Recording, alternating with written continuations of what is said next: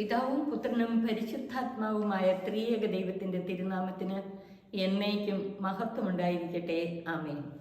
കർത്താവിനാൽ ഏറ്റവും അനുഗ്രഹിക്കപ്പെട്ട പ്രിയ സഹോദരങ്ങളെ, ഇന്ന് നമ്മുടെ വിചിന്തനത്തിനും ധ്യാനത്തിനുമായി നൽകപ്പെട്ടിട്ടുള്ള തിരുവചന ഭാഗം വിശുദ്ധ ലൂക്ക എഴുതിയ സുവിശേഷം 9-ാം അധ്യായം 18 മുതൽ 20 വരെയുള്ള വാക്യങ്ങൾ. പ്രിയമുള്ളവരെ, ഈ തിരുവചന ഭാഗം ആരംഭിക്കുന്ന വാചകം നമുക്കൊന്ന് ശ്രദ്ധിക്കാം. ഒരിക്കൽ അവൻ തനിയെ പ്രാർത്ഥിക്കുകയായിരുന്നു, ഏകാന്തതയിലും മൗനത്തിലും. ദൈവപിതാവിനോടൊത്തായിരിക്കുക യേശുവിൻ്റെ ഒരു ശൈലിയായിരുന്നു. വിശുദ്ധ ഗ്രന്ഥം യേശുവിനെ പലപ്പോഴും തനിയെ ഏകാന്തതയിൽ പിതാവിനോടൊത്തായിരിക്കുന്ന പുത്രനെയാണ് കാണുന്നത്. യേശുവിൻ്റെ ധ്യാനപരമായ രഹസ്യ ജീവിതമാണ് അത് സൂചിപ്പിക്കുന്നത്. യേശുവിന് പ്രാർത്ഥന പിതാവിനോട് കൂടെ ആയിരിക്കലും, പിതാവിനോട് ആലോചന ചോദിക്കലും, അവിടുത്തെ ഇഷ്ടം ആരാഞ്ഞറിയലും ഒക്കെയായിരുന്നു. യേശുവിൻ്റെ ധ്യാനപരമായ രഹസ്യ ജീവിതവും പ്രവൃത്തികളാൽ വിശിഷ്ടമായ പരസ്യ ജീവിതവും വിശുദ്ധ ഗ്രന്ഥത്തിലുടനീളം നമുക്ക് കാണാൻ കഴിയും. ഇപ്രകാരം ഒരിക്കൽ യേശു തനിയെ പ്രാർത്ഥിച്ചുകൊണ്ടിരുന്നു. അപ്പോൾ ശിഷ്യന്മാരും യേശുവിനോട് കൂടെ ഉണ്ടായിരുന്നു എന്ന് പറഞ്ഞിട്ടുണ്ട്. ഇവിടെ നമുക്കറിയാം, ഗത്സമേൻ തോട്ടത്തിൽ യേശു പ്രാർത്ഥിക്കാൻ പോകുമ്പോഴും ശിഷ്യരെല്ലാവരും കൂടെ ഉണ്ടായിരുന്നു. പക്ഷെ യേശു അല്പം മാറി ഒറ്റയ്ക്ക് പിതാവിനോട് പ്രാർത്ഥിക്കുകയായിരുന്നു. ഇവിടെയും അതുപോലെ ആയിരുന്നിരിക്കാം. ശിഷ്യന്മാരെല്ലാവരും കൂടെ ഉണ്ട്, പക്ഷെ യേശു തമ്പുരാൻ തനിച്ച് പ്രാർത്ഥിക്കുകയായിരുന്നു. അത് കഴിഞ്ഞ് യേശു ശിഷ്യരോട് ചോദിച്ചു, ഞാൻ ആരാണെന്നാണ് ജനങ്ങൾ പറയുന്നത്?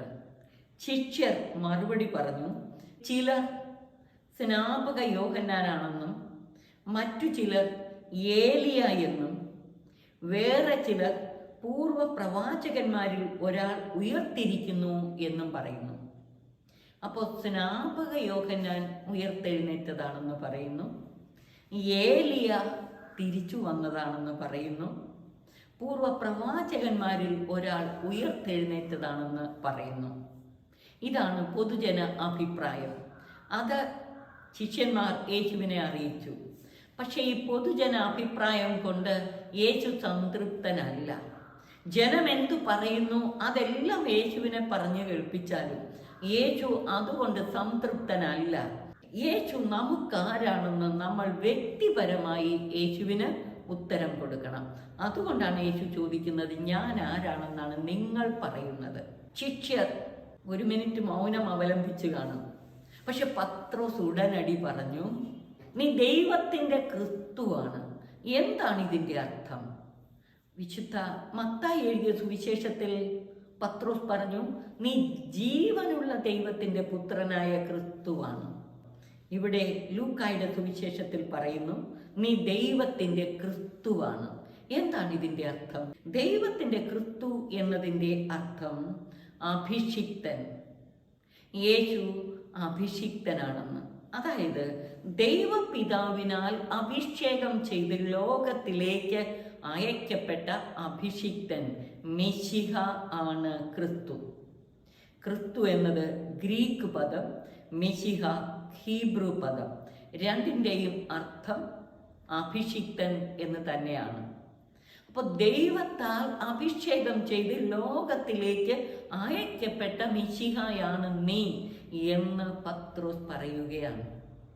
അതായത് മനുഷ്യരക്ഷയ്ക്കായി, മാനവ കുലത്തിൻ്റെ മുഴുവൻ മോചനത്തിനും രക്ഷയ്ക്കുമായി പിതാവായ ദൈവം അഭിഷേകം ചെയ്ത് ലോകത്തിലേക്ക് അയച്ച പുത്രൻ തമ്പുരാൻ. മാത്രമല്ല, പത്രോസ് നീ ദൈവത്തിൻ്റെ ക്രിസ്തുവാണെന്ന് പറയുമ്പോൾ വിശുദ്ധ ഗ്രന്ഥം പരിശോധിച്ചാൽ ഈ ക്രിസ്തു അല്ലെങ്കിൽ അഭിഷിക്തൻ എന്ന് പറയുമ്പോൾ ദൈവത്തിൻ്റെ ഉടമ്പടി വാഗ്ദാനങ്ങളുടെ പൂർത്തീകരണമാണ്. അതുപോലെ പ്രവാചകന്മാരുടെ പ്രവചനങ്ങളുടെ എല്ലാം പൂർത്തീകരണമാണ് ഈ ക്രിസ്തു അഥവാ മിശിഹ. അവൻ ഒരേ സമയം ദൈവവും മനുഷ്യനുമാണ്. ദൈവപിതാവിനാൽ അഭിഷേകം ചെയ്ത് ലോകത്തിലേക്ക് അയക്കപ്പെട്ട മിശിഹ അഥവാ ക്രിസ്തു മധ്യശരീരം ധരിച്ച് പൂർണ്ണ മനുഷ്യനും പൂർണ്ണ ദൈവവുമായി മനുഷ്യ മക്കളോടൊത്തു വസിച്ചു. കന്യക ഗർഭം ധരിച്ചൊരു പുത്രനെ പ്രസവിക്കും. അവൻ ദൈവം നമ്മോടുകൂടെ ഇമ്മാനുവേൽ എന്ന് വിളിക്കപ്പെടും. പ്രവാചകന്മാർ വഴി മുൻകൂട്ടി അറിയിക്കപ്പെട്ടവൻ മിശിഹ. അതുപോലെ യുഗങ്ങളുടെ പ്രതീക്ഷയാണ് യേശു മിശിഹ. യഹൂദർ മാത്രമല്ല, യഹൂദ ക്രൈസ്തവ ദർശനത്തിൽ മാത്രമല്ല, മറ്റ് മത പശ്ചാത്തലങ്ങളിലും തത്വചിന്തകളിലും ഒക്കെ വേരൂന്നിയവനാണ് ക്രിസ്തു.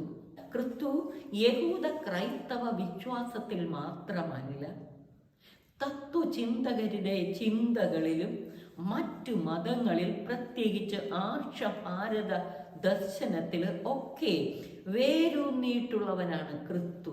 അനാദിയിലെ ഉള്ളവനും ദൈവത്തോടൊത്തായിരുന്നവനും ദൈവം തന്നെയുമായ ഈ ക്രിസ്തു മനുഷ്യകുലത്തെ ജീവന്റെ സമൃദ്ധിയിലേക്ക് നയിക്കാൻ ദൈവപിതാവിനാൽ അയക്കപ്പെട്ടവനാണ് ഈ ക്രിസ്തു. അവൻ സർവലോകത്തിൻ്റെയും രക്ഷകനാണ്. അവൻ പ്രപഞ്ചത്തെ തിന്മയുടെ ആധിപത്യത്തിൽ നിന്ന് ദൈവഭരണത്തിൻ കീഴിൽ കൊണ്ടുവന്നവനാണ്. അവൻ മനുഷ്യനായി അവതരിച്ച് മനുഷ്യ മക്കളോടൊത്തു വസിച്ച് ലോകത്തെ പാപബന്ധനത്തിൽ നിന്ന് മോചിപ്പിച്ച് രക്ഷയുടെ അനുഭവത്തിലേക്ക് നയിക്കുന്നവനാണ്. ലൂക്കായുടെ സുവിശേഷത്തിൽ ആരംഭം മുതൽ ക്രിസ്തുവിനെ ലോകരക്ഷകനായി, സർവജനത്തിൻ്റെയും രക്ഷകനായി, സകല ജനത്തിനും വേണ്ടിയുള്ള വലിയ സന്തോഷത്തിന്റെ സദ്വാർത്തയായിട്ടാണ് യേശുവിന്റെ ജനനത്തെ അവതരിപ്പിച്ചിരിക്കുന്നത്. ഈ ക്രിസ്തുവിനെ വൈവിധ്യമാർന്ന വിധത്തിൽ വെളിപ്പെടുത്തിയിട്ടുണ്ട്. ക്രിസ്തു വെളിപാടിന്റെ പൂർണ്ണതയുമാണ്. ക്രിസ്തു മനുഷ്യനായി അവതരിച്ചത് ദൈവത്തെ പൂർണ്ണമായി നമുക്ക് വെളിപ്പെടുത്തി തരാനും ദൈവത്തിലേക്ക് സകല ജനത്തെയും ആകർഷിച്ചാനയിക്കുവാനും നമ്മെ രക്ഷയുടെ അനുഭവത്തിലേക്കും ജീവന്റെ സമൃദ്ധിയിലേക്കും നയിക്കുവാൻ. നാം ക്രിസ്മസിനു വേണ്ടി ഒരുങ്ങുന്ന ഈ ദിനങ്ങളിൽ പ്രിയമുള്ളവരെ, ആരെയാണ് നമ്മുടെ ഹൃദയങ്ങളിലേക്ക് നാം സ്വീകരിക്കാൻ പോകുന്നത് എന്ന അവബോധം നമുക്കുണ്ടാകണം. സാക്ഷാൽ ദൈവപുത്രനായ ക്രിസ്തുവാണ് നമ്മൾ ഓരോരുത്തരുടെയും ഹൃദയങ്ങളിൽ വന്നു ജനിക്കുന്നത്. 2000 വർഷങ്ങൾക്ക് മുമ്പ് ബെത്ലഹേമിലെ പുൽക്കൂട്ടിൽ പിറന്ന യേശു ഇന്ന് നാം ഓരോരുത്തരുടെയും ഹൃദയങ്ങളിൽ ജനിക്കുന്നു. ഈ ഒരു ബോധ്യത്തോടെ സർവപ്രപഞ്ചത്തിൻ്റെയും സൃഷ്ടാവായ ദൈവം മനുഷ്യകുലത്തിൻ്റെ മുഴുവൻ രക്ഷയ്ക്കു വേണ്ടി തൻ്റെ പുത്രനെ ഈ ലോകത്തിലേക്ക് അയച്ചു. ആ പുത്രനിലൂടെ സംജാതമായ വീണ്ടെടുപ്പും രക്ഷയും ജീവന്റെ സമൃദ്ധിയും അനുഭവിക്കാൻ ഈ പുത്രനിലൂടെ നമുക്ക് സാധിക്കണം. അതിനായി നമ്മുടെ ഹൃദയങ്ങളെ അവിടത്തേക്ക് സമർപ്പിക്കാം. യേശു നാം ഓരോരുത്തരുടെയും ഹൃദയങ്ങളിൽ വന്ന് ജനിക്കട്ടെ. നമ്മുടെ സഭാ സമൂഹത്തിൽ നവമായി ജനിക്കട്ടെ. അവൻ സകല ജനത്തിനും വേണ്ടിയുള്ള വലിയ സന്തോഷത്തിന്റെ സദ്വാർത്തയാണല്ലോ. രക്ഷയുടെ ആനന്ദത്താൽ സകലരും നിറയുവാൻ ഇടവരട്ടെ.